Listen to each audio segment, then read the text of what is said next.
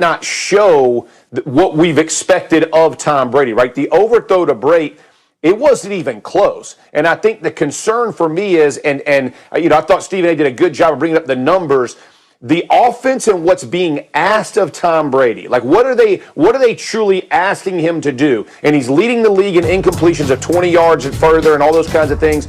But it's because of what's being asked. So his eyes are now taking him into much more dangerous throws than he would have tried to attempt in New England. If you think about all of those drives that happened at the end of games, think about how many dinks and dunks really occurred as they moved the ball down. It was very possession related. And this is not the way the Tampa Bay Buccaneers are constructed. So when you're trying to place blame or whatever we're trying to do in the conversation, I don't think it just lies at the feet of Tom Brady. I think he's trying to do what he's being coached to do. The disconnect for me is it's showing that he's not capable of making the throws that you are now demanding of him. And not just because of last night. If you proceed earlier in the season, like this is a common theme, right? I think before last night, he was 1 of 13 in the last couple games of 15-plus yard type throws.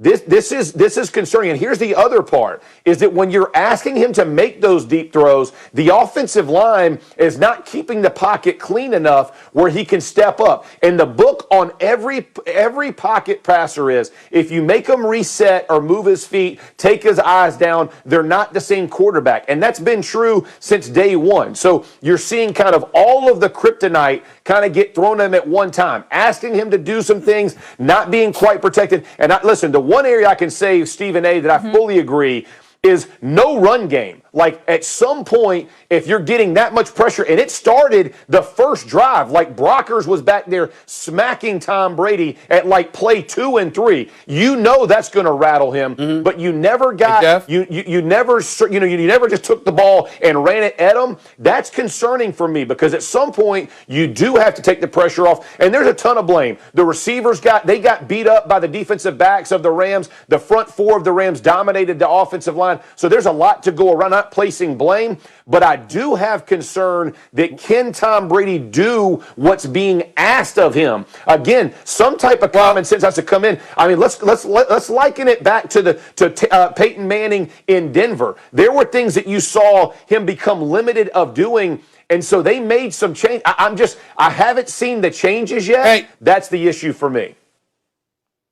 Hey, Jeff, for future reference, I want you to know that I've noticed something very slick about you. You're brilliant with your football analysis, but I think that you go on a little bit longer because you don't want me to get at you. I know that strategy. Max Strasburg, it doesn't work with me. It doesn't work with me, Jeff Saturday. I'm just letting you know that. That's number one. Is this that's number one. Number two. This from the guy who invented ball. Hell no. That's number one.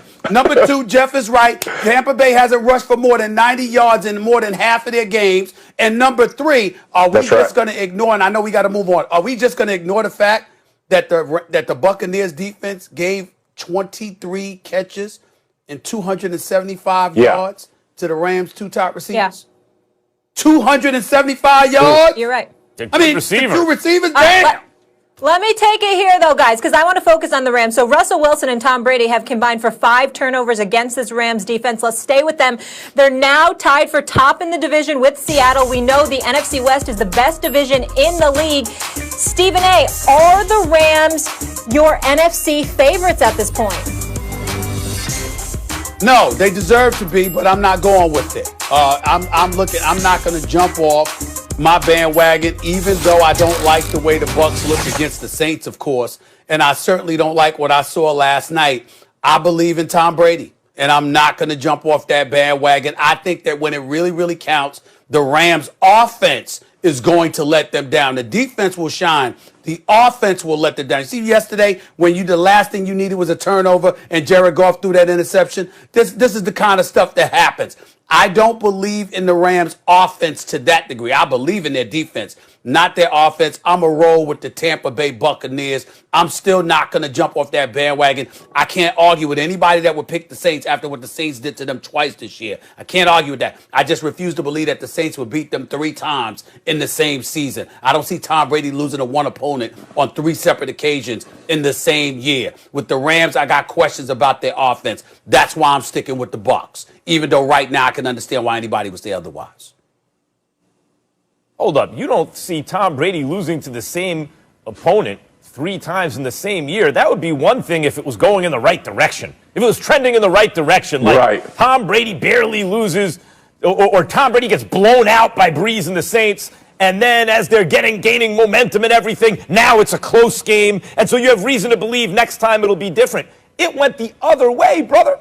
It was like neither team looked that good. You can understand Tom Brady just got there and all that.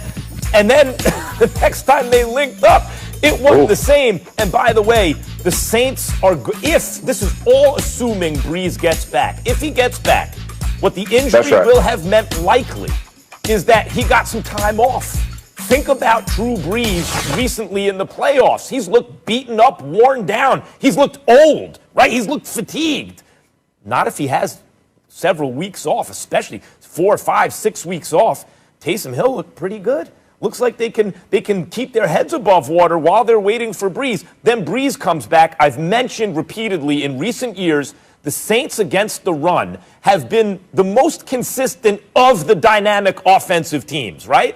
Year in and year out, they're pretty good there for a team with a dynamic offense. But the offense got more dynamic, at least on paper, with Emmanuel Sanders, a real number 2 receiver. The defense got better, again, at least on paper, and it's paying dividends already with the Quan Alexander trade, who's a good player. They were able to get him because of his contract, not because he can't play. He's good. And the Saints' defense just got better. Look at what they just did. I know it's against the Falcons, but their defense looked tremendous this week. So if you're looking at the NFC and you don't like the Rams, Stephen A., because of Goff, and I'm kind of with you there, actually, you're not taking against the Saints because you think Brady's not going to lose 3 times to the Saints when the second beating was worse than the first. It's New Orleans. Yeah, I absolutely agree. It's got to be New Orleans, and I've been a Bucs apologist the entire season. But what was shown last night? The reason it's so concerning is because of one of the things Stephen A. said. I wish I had the mute button. I could have stopped him, right then and jumped in on the defense of the Tampa Bay Buccaneers. When you challenge Jared Goff to beat you, and he does.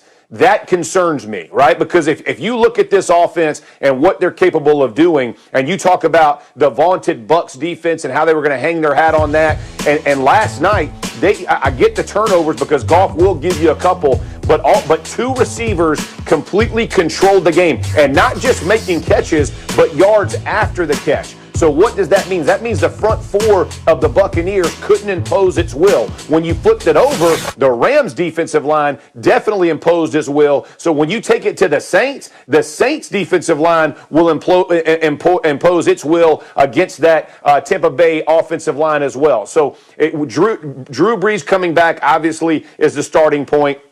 He has to come back. I will say this about the Rams.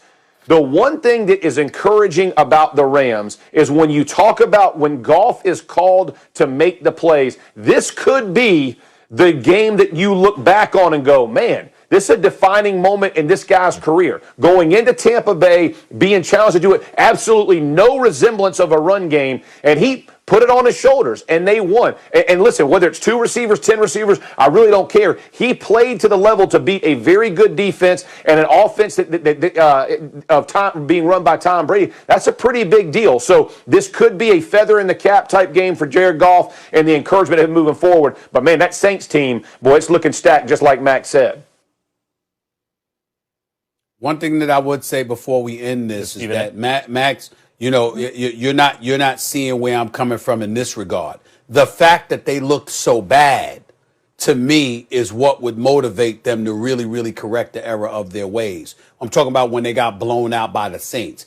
If it were 2 nail biters, I think you got a better chance of taking.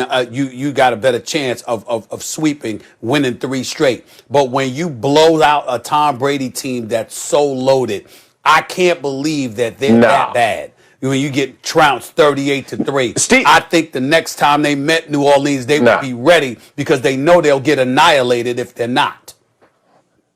Stephen A., what do you change? Like, you're asking a leopard to change his spots, right? So Bruce Arians and Leftwich are all of a sudden because that's what's going to have to change. The ball they can't challenge them down the field. That's a big change. That's like a philosophical change. I'm just not sure that's. But it has to be. But you said it yourself. No risk it, no biscuit. Hold on. And keep in mind, but you guys, said it yourself, Jeff. You said it yourself. The great ones do that. What do we rave about with Bill Belichick? You go in, week out about how to win that game, whatever it takes. Maybe Bruce Arians should steal a page from that. Yeah, but Bruce Arians came back and said we had guys Los Angeles. You remember? Like he talked about, we've got guys open. Like, that's not a guy who seems like, right, Max, hey, man, we made some errors. This is a guy who thinks we're going to challenge him, and you don't see it go. I just don't see that right now.